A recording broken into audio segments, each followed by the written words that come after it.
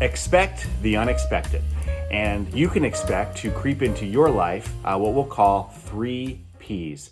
Comes from author and psychologist, Christian psychologist, Dr. Henry Cloud, who speaks to what happens to our brains when something bad happens, or even more so actually when there's things happening that are outside of our control that we can't seem to change.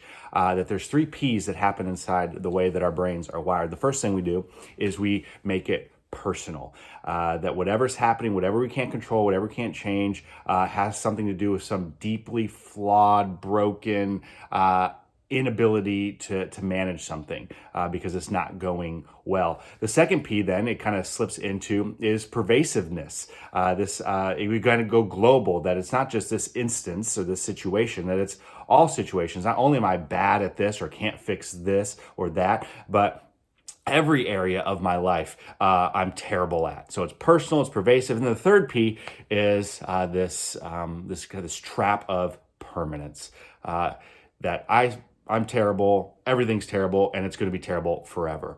And that's what our brain does in the midst of stress and anxiety and difficulty and things that really are outside of our control.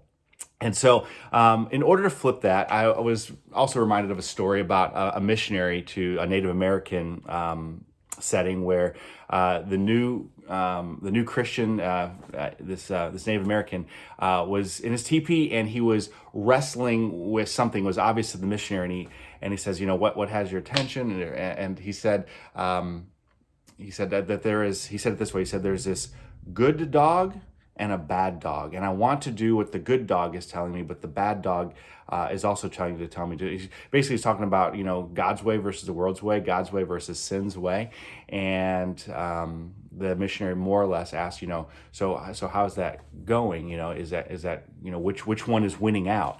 To which the Indian replied, the one that I feed the most. And so I'd encourage you that in the midst of whatever those personal, pervasive, or permanent Ps are in your life, that you would not feed that dog, that you would feed the dog of the truth of who God is and what he's doing and how he wants to intersect that life. And it really comes down. We can feed those Ps and that, we then get that dog nice, big, and fat and taken over, or we can feed the good dog, the dog of God's word, of communication and prayer to God, of other spiritual practices, that might be helpful to you, listening to worship music, being engaged, obviously, in weekly worship, all this stuff that feeds the good dog, if you will. And so I would, last time we said, who are you going to share with others in this? And this particular session, I'd like to say, where?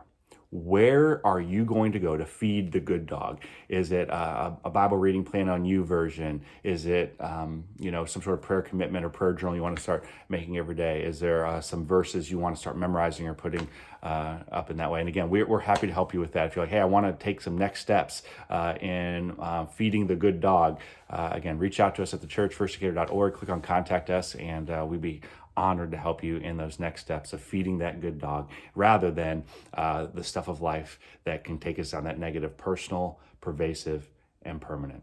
So we look forward to hearing more about how God's working in your life, and of course worshiping together this weekend, either in person or online, firstdecatur.org/church online. All right, we'll see you in person or online.